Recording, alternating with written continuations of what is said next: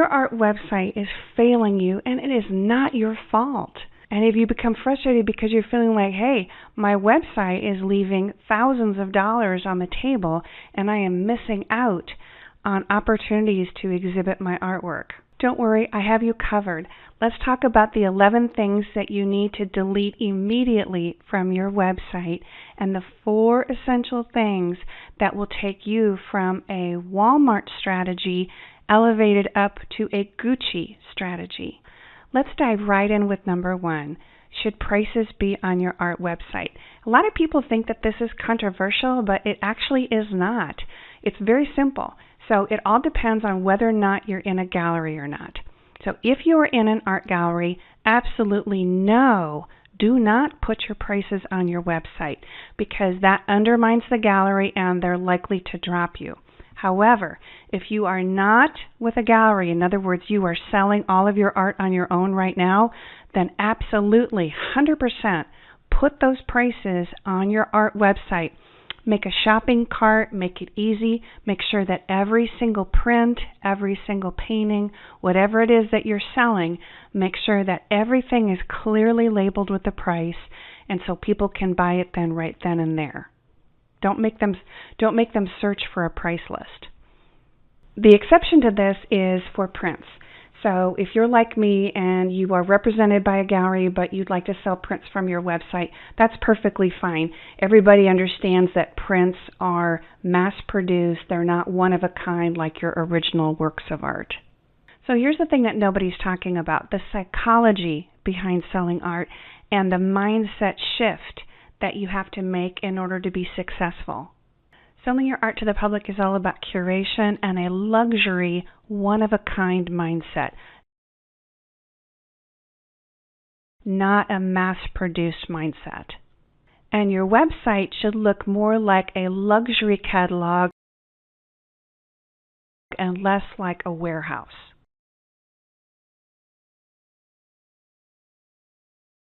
Now let me ask you a question. Would you rather sell 100 $5 paintings or one $500 painting? Can you imagine all of the hustle and bustle and work involved with creating 100 works of art and selling them each to all these different people for $5 each? Oh my gosh, that's a lot of work and a lot of effort. Well, that's the Temu or the Walmart approach or their strategy. It's doing a lot of volume with small margins. And now let's compare that instead with the Gucci or for example, the Louis Vuitton, their approach. They will sell just a few things and they don't need to sell many things in order to exist as a company and in order they have very high margins, very high profit margins. So they'll make very few things. They're very special things, oftentimes handmade or one of a kind. Sometimes they're very small production runs. What they're doing there is they're focusing on the scarcity, the luxury, and they're focusing on the idea about how it's one of a kind. They actually don't need to sell many things in order to be profitable. And I'm guessing that you're like me where you don't make enough artwork to have a Walmart type of philosophy. You don't make enough to have a high volume kind of art business.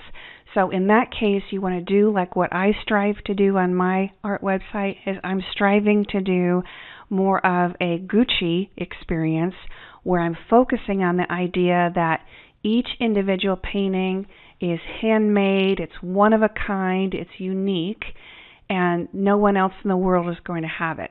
That's the kind of the feeling that I'm trying to get across with my website.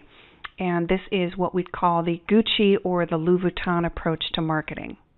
And I do want to point out too that Temu and Walmart and Louis Vuitton and Gucci, they're all very valid companies. They're all successful companies. They just have a different approach to it. So when you as the artist decide if you're going to go with a mass marketing strategy for your artwork or you're going to go for a more curated, luxurious, one-of-a-kind originals approach, they're both valid approaches, but they're just different approaches. And what I'm trying to show you here is how you can convert from going from a mass-produced kind of website look over to a opportunity where you can raise your prices over time, an opportunity where you can relax and not have to bang out art all the time. You can really spend your time and kind of luxuriate in the idea of making your art and selling fewer pieces, but have them at a higher price. So now that we have covered the psychology of art sales and we have answered that controversial question of whether or not you should put prices on your website, let's go on to number 2 of what you need to leave off of your website. The number 2 thing that we need to always leave off of our website is sold work. We want to focus on what's current and what's available, and always focus on what is your best work. Number 3 of what to leave off is any kind of early work, anything that's not current, or any styles of artwork that you no longer do. So if you have different bodies of work, like say for example watercolors and sculptures and artwork, you do a lot of different things, you're going to want to make individual pages for each of them. And so instead of this, it needs to look more like this. Let's get your website looking clean, streamlined, and uncluttered. Now you might be wondering, why am I asking you to take things out of your website? Isn't having a lot of choices good? Well, there is actual science behind the idea of the problem of having too many choices. Psychologist Barry Schwartz's principle of paradox of choice tells us that when people are choosing art, giving them too many choices is going to actually kill art sales. You might ask, well, why not? Well, the science behind this tells us that when our brains get overloaded with what we call visual clutter or too many choices, we actually will have a paralysis where we don't make a decision, we don't buy, and we don't push the click button. So giving too many choices actually is a bad thing, and it will kill our art sales. So what do we learn here? Keep the messaging clear, crisp, offer only a few options, and the customers are more likely to buy. Now on to number 4, which is the NFS, or not for sale. You want to focus the customer on what they can have.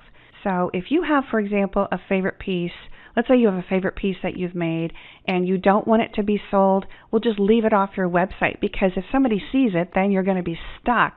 Like either you have to say, well, it's not for sale, and then they're going to be sad, or you're going to have to sell it to them, and then you'll be sad because you don't have that favorite piece anymore. So the trick is leave it off your website, and then you won't be stuck. Only put things that are for sale on there.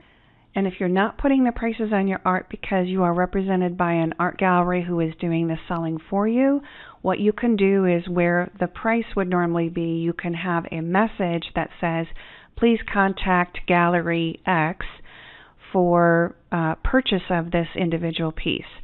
And then elsewhere on your website, you'll want to include a page that has your gallery representation, and you'll have the name of the gallery and their phone, their email, and their address, and a link to your page on their website.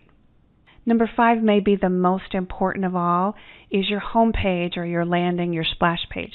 You want to have one image only. Don't crowd it with a whole bunch of things. Have one image and have it be your most magnificent work, and let that set the tone. No flashing lights, no music, no slideshow. Those are the equivalent of a blue light special. Let it be calm, let it be elegant, let it be exclusive. All right, so let's have a little bit of fun here. I took some images from Claude Monet, the famous painter, pictures of his Giverny garden and some of his paintings, and have made a fake website page that we can kind of pick apart a little bit and analyze. So let's take a look at the before. And here are his problems. Take a look at poor Claude's home page. Oh my goodness, it's cluttered, it's disorganized, it is too many images. He's got images in different sizes. He's mixed his hobby of gardening in with his work for sale. He's using this red text. It's hard to read, and it's just overall very disorganized. Now let's see what we can do to elevate Claude Monet's website game. So here we're going to separate the photography of his garden from his originals. We're going to pick the best of the best. Don't show all of his paintings. We're going to standardize on an image size, and we're only going to use black, white, or gray, or maybe a dark navy blue for the background on the website. And this is going to show off the work the best, and it's also going to be very elegant, very clean, and show that we're serious about our work. All right, number 6 is blogs and newsletters. Basically, cut them unless you are going to, on a regular basis, be updating them and you happen to be a super good writer, then you can include them, but otherwise, no, get rid of them. Number 7, leave off mentions of hobbies unless you're like Claude, our friend Claude, and it's a direct inspiration for your work, in which case that's okay to include it and it's appropriate, but otherwise hobbies should be out of your website. Number 8, discount codes, coupons, and studio sales have zero place. You want to protect your retail prices and keep them canon. Number 9 on our list of things to leave off would be photos of your kids, your grandkids, or other people's artwork. And your art website should just be about you and your artwork. Number 10, excessive use of art jargon or art techno-speak. And for those of you who have been to art school, I know it's tempting to want to throw all those words in there, but what it can do is it can alienate potential collectors and make them feel maybe like lesser or bullied or somehow marginalized. We don't want to do that. We want to be approachable, we want to be relatable, and we want to be inviting to potential collectors. And number 11, speaking of art degree, if you have an art degree, you want to be able to absolutely put that prominently in your art website. You want to focus on that and highlight that. But if you're like many of us, you don't have an art degree. You maybe have a degree in something else or maybe even no degree. Now, if you are an emerging artist and you don't have an art degree, that's okay. Don't even mention anything on there. Just leave the educational part out. If you are later in your career and you want to mention that maybe you don't have any kind of degree or maybe you have a degree in something else other than an art degree, that's fine if you want to include that later. That's just a personal decision. But early on in your career, I would recommend, just don't mention the education part at all if you don't have an art education degree. Now that we've talked about the 11 things that are kind of Walmart-y that we want to leave off of our art website, let's talk about how we can elevate or Gucciify our art website. The number 1 thing to include is setting the tone with that one immersive experience of one image on your landing page or your home page. So take a look at the space that we see on the Gucci and at this Louis Vuitton site. You can see how it's so different than the Walmart or the Temu site. In high-end and in retail art sales, it's all about scarcity, and it's about making the one-of-a-kind and the original focus. And if we walk inside of a Walmart, it's hard to see even around the racks. And it's such a different experience if we walk into a high-end retailer like Gucci or Louis Vuitton. Everything is carefully, there's hardly anything in place, very few choices to look at. Everything is very carefully presented, beautifully presented, and our eye is allowed to rest. The number 2 thing that we want to include is a page that has our bio, CV, and a photo of us. Now, this photo, we'll start with the photo. The photo needs to be a high quality photo. It needs to be well lit. Have somebody else take it of you. They can use an iPhone, whatever, but make sure that it's cropped. You want to be relaxed. You need to look professional, and you should either be making artwork or standing near your artwork, ideally. Next best choice would be a photo of just you, but ideally it would visually link the work with you specifically. And collectors like to see who they're dealing with. They like, if they don't know you personally, they'd like to see a photo of you, and so they can connect you with your artwork.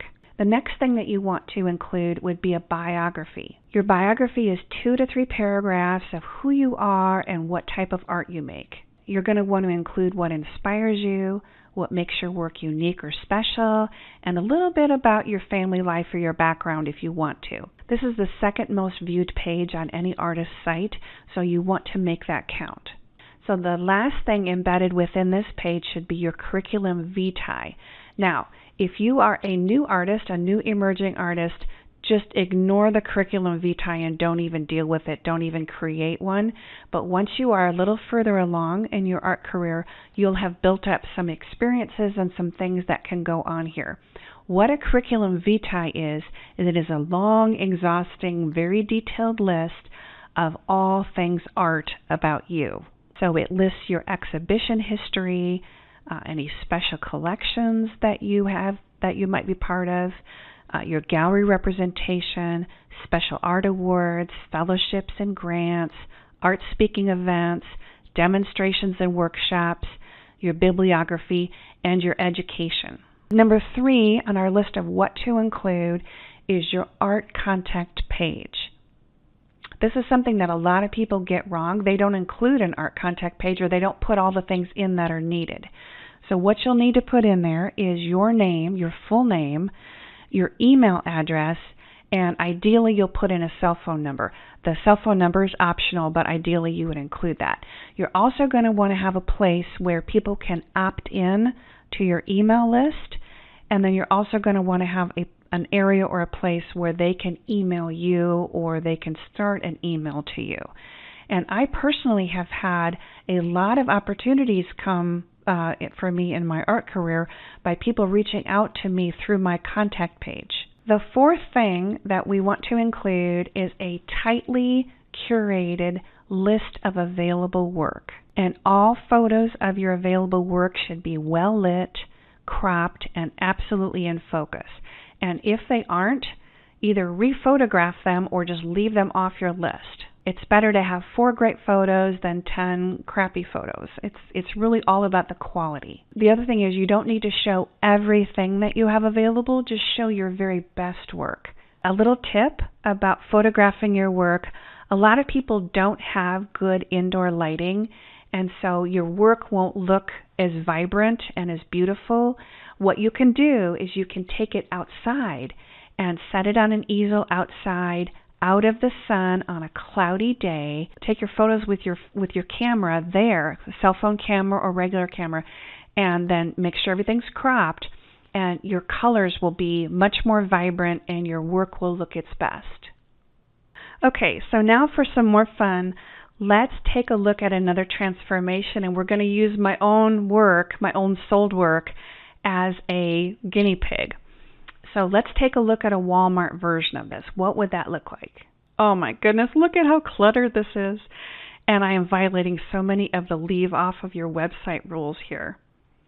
I've got too many images all in different sizes, old and new mixed together. Oh my gosh, what a chaotic mess. So what would that famous psychologist Barry Schwartz have to do for advice? He'd say, oh my gosh, you're violating the paradox of choice, and you need to declutter and Gucciify this. So let's take a look at what we need to do here. All the paintings on this page are old and have already sold. That's a no-no. And I need to show only current work, only unsold available paintings, get everything sized properly, and then pick out the best of the best. Can you see how much better my corn series looks on its own and not all crowded and mixed with other things? And then even my watercolors. Take a look. All the watercolors are pulled out individually, and I'm just showing a few of them. And, they can really shine out on their own like this. So now that we've talked about what to leave out and what to include, let's talk about a couple optional pages. The first optional page is gallery representation. So if you are represented by a gallery, this is definitely a page that you'll want to include. And what that should have on it is the gallery or gallery's name. And then next should have their full address with the street address and the city and all of that and zip code. Then next you'd want to have the email, the email contact for the gallery, and then the phone number for the gallery, and most importantly, a link to the gallery. So you'll want to establish a link between your website, so if they click on it, it would take them over to that gallery's site. And it could go to their home page, but even better yet, it would go to the page of where they're showing your artwork and where they can buy it. So the idea then is if you have somebody come into your site, they want to buy your work, you're represented by a gallery, they can come over and click on the link and contact directly with the gallery and purchase your artwork. The next optional page is the artist statement. So the artist statement is where you get to talk about your inspiration, your feelings, and what it is that you're trying to accomplish with the artwork. It should be 1 to 3 paragraphs long, and ideally shorter is better. And here is also where you can include some art jargon, but take it easy on the art jargon, and we don't want to overwhelm anybody, and try and sound as normal as possible. Optional page number 3 is social media links. So here's where you would have like a YouTube page, Facebook, Instagram, things like that. You can have direct links so that people can click on that and then go and see you in action or see more of your work that's out there. But the key here is you want this to really be artwork focused. So don't send them out to just some random page of yours that is just personal. This really should be tight in that it's just art only. Optional page number 4 is going to be anything like a fellowship, a sponsorship, licensed merchandise, that type of thing. And when in doubt, leave it out. Well, I hope that today's information was useful for you, and you'll come back again and join me and connect with me again here in the studio. So until next time, it's Dena Tollefson, and all my best to you. Bye-bye.